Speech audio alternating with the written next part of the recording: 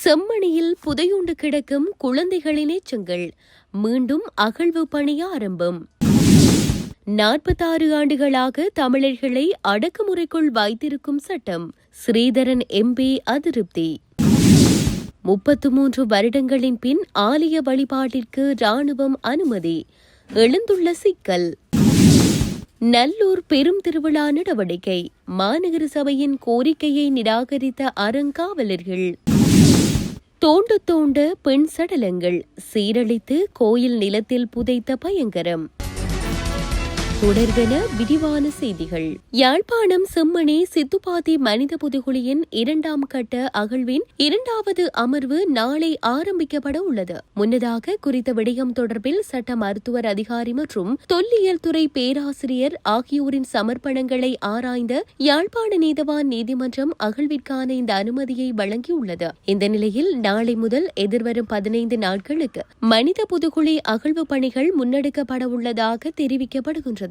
மனித புதைகுழியில் இதுவரை முன்னெடுக்கப்பட்ட அகழ்வு பணிகளின் போது மீட்கப்பட்ட 65 எண்புக்கூடுகளில் சிறுவர்கள் மற்றும் பெண்களின் எண்புக்கூட்டு தொகுதிகளும் மீட்கப்பட்டுள்ளன. அத்துடன் பொம்மை, புத்தகப்பை, வளையல், துணி உட்பட பல தடிய பொருட்களும் மீட்கப்பட்டுள்ளன. இதற்கிடையில் இந்த அகழ்வு பணி தொடர்பில் இறுதியாக நடைபெற்ற நீதிமன்ற வழக்கு விசாரணையின் போது செம்மணி சித்துப்பாத்தியில் குற்ற செயல் இடம்பெற்றுள்ளதாக தொல்லியல் துறை பேராசிரியர் ராஜுமதேவ நீதிமன்றத்திற்கு அறிவித்திருந்தார். இந்த நிலையில் செம்மணி சித்துப்பாத்தி மனித புதைகுழியின் 2ஆம் கட்டத்தின் 2ஆம் அமர்விற்கான நடவடிக்கைகள் நாளை ஆரம்பிக்கப்பட உள்ளமை குறிப்பிடத்தக்கது.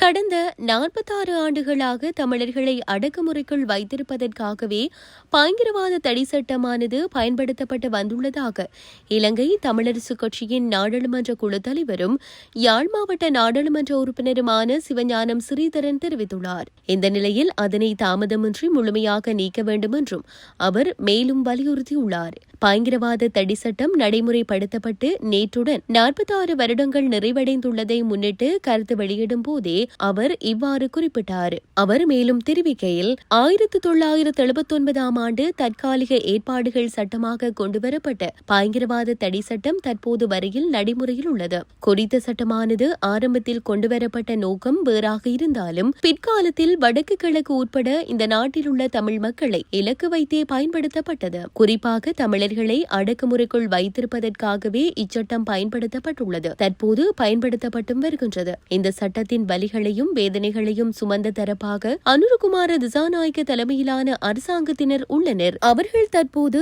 அந்த சட்டத்தினை நடைமுறையில் வைத்திருப்பதற்கு முனைவதானது ஏற்றுக்கொள்ள முடியாத ஒன்றாகும். தேர்தல் காலத்திலும் அதற்கு முன்னரும் ஜேவிபி பயங்கரவாத தடை சட்டத்தினை முழுமையாக நீக்க வேண்டும் என்ற நிலைப்பாட்டிலேயே இருந்தார்கள். தற்போது பயங்கரவாத தடை சட்டத்திற்கு மாற்று சட்டத்தினை கொண்டு வருவதற்கு முயற்சிக்கின்றார்கள். ஜேவிபியின் இந்த மாற்றமானது ஏற்றுக்கொள்ள முடியாத ஒன்றாகும். ஆகவே ஐரோப்பிய ஒன்றியம் உட்பட சர்வதேச தரப்புகள் பயங்கரவாத தடை சட்டம் நீக்கப்படும் வரையில் உரிய அழுத்தங்களை அரசாங்கத்திற்கு வழங்க வேண்டும் என தெரிவித்தார்.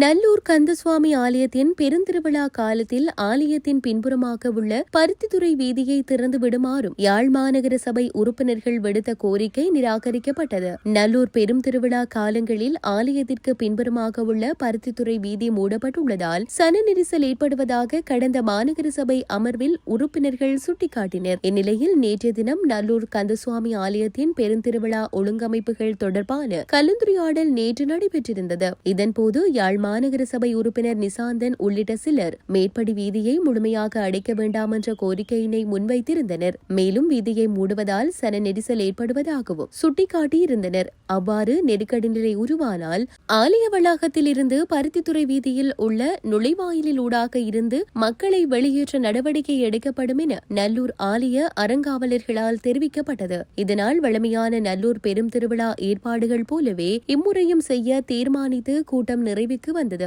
இதேவேளை கடந்த மாநகர சபை அமர்வில் வீதியை திறந்துவிடுமாறு உறுப்பினர்கள் கோரிக்கை விடுத்ததுடன் திருவிழா ஏற்பாட்டு கூட்டத்திற்கு தம்மை அழைக்குமாறும் கேட்டிருந்த போதும் மாநகர சபையில் பேசப்பட்ட அளவிற்கு நேற்றைய கூட்டத்தில் பேசப்படவில்லை. மேலும் கடந்த ஆண்டு நல்லூர் மகோற்சவத்தின் சப்பர திருவிழாவின் போது சன நெருக்கடி ஏற்பட்டு தள்ளுமுள்ளாகி பக்தர்களால் பருத்தித்துறை வீதி தடை உடைக்கப்பட்டமை குறிப்பிடத்தக்கது.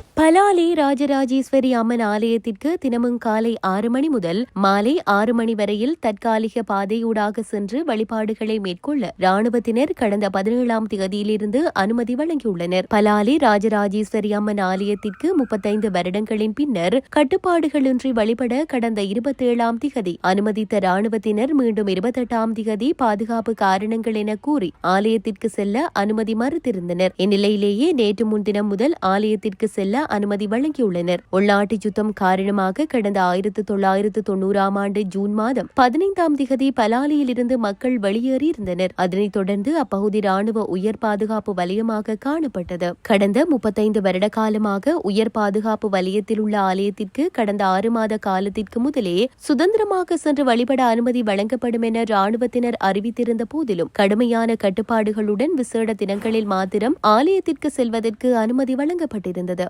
இந்நிலையில் ஆலயத்திற்கு மாத்திரம் செல்வதற்கென உயர் பாதுகாப்பு வலயத்தினுள் பிரத்யேக பாதை அமைக்கப்பட்டு குறித்த பாதையூடாக மக்கள் ஆலயத்திற்கு மாத்திரம் சென்று வழிபட்டு திரும்ப ராணுவத்தினர் அனுமதி வழங்கியுள்ளனர். குறித்த அனுமதியானது காலை 6 மணியிலிருந்து மாலை 6 மணி வரை மாத்திரமே அனுமதிக்கப்பட்டுள்ளமையால் ஆலயத்திற்கு வருபவர்கள் சிரமங்களை எதிர்கொள்கின்றனர். இம்மாதம் 31ஆம் தேதி ராஜேஸ்வரி ஆலயத்தின் திருவிழா இடம்பெறவுள்ள நிலையில் 24 மணி நேரமும் ஆலயத்திற்கு சென்று வருவதற்கான சூழல் உருவாக்கப்பட்டாலே இரவு நேர பூஜை வழிபாடுகளை மேற்கொள்ள முடியும் என பொதுமக்கள் கேட்டுக் கொண்டுள்ளனர். மேலும் ஆலயத்தின் 4 புறங்களிலும் ராணுவ காவலர்கள் காணப்படும் சூழலே நிலவி வருகிறது. எனவே அந்த நிலையிலிருந்து விடுவிக்கப்பட வேண்டும் என மக்கள் எதிர்பார்க்கின்றனர். ஆலயம் விடுவிக்கப்பட்டுள்ளதென வாய்மூலம் மாத்திரம் குறிப்பிட்டுள்ள நிலையில் எழுத்து மூலமான ஆவணம் அரசு அதிகாரிகளால் வழங்கப்பட்டால் மாத்திரம் தமக்கு உண்மையான விடுவிப்பாக அமையும் என ஆலய நிர்வாகத்தினர் கேட்டுக் கொண்டனர். நேற்று தினம் 18 ஆலய நிர்வாகத்தினர் கோயில் வளாகத்தினை துப்புரவு செய்யும் பணிகளை முன்னெடுத்திருந்தமை குறிப்பிடத்தக்கது.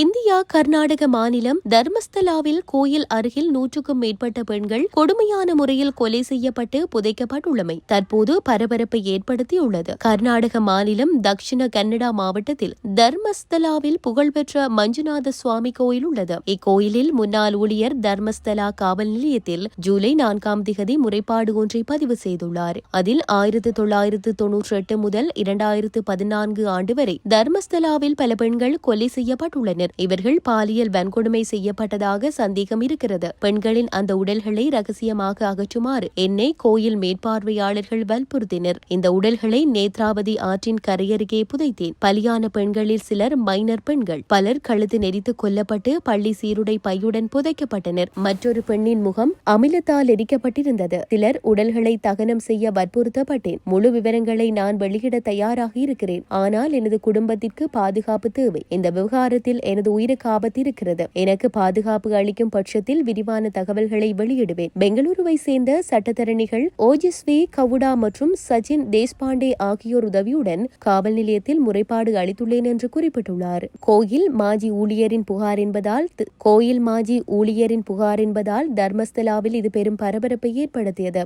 முறைப்பாட்டின் அடிப்படையில் தென் கனடா காவல்துறையினர் நீதிமன்ற அனுமதி பெற்று நேத்ராவதி ஆற்றின் அருகே சடலங்களை தோண்டி எடுத்து விசாரணை நடத்தும் நடவடிக்கையில் ஈடுபட்டுள்ளனர். இதில் பல பெண் சடலங்கள் ஆடைகளின்றி நிர்வாணமாக இருப்பது கண்டுபிடிக்கப்பட்டுள்ளது. இவர்கள் அனைவரும் பாலியல் வன்கொடுமைக்கு ஆளாகியிருப்பது உறுதியாகியுள்ளது. இந்த பெண்களை பலாத்காரம் செய்து கொன்று குவித்த கொடூரன்கள் யார் என்ற விவரம் இன்னமும் தெரியவில்லை. இதுபற்றி காவல்துறையினர் தீவிர விசாரணைகளை நடத்தி வருகின்றமை குறிப்பிடத்தக்கது.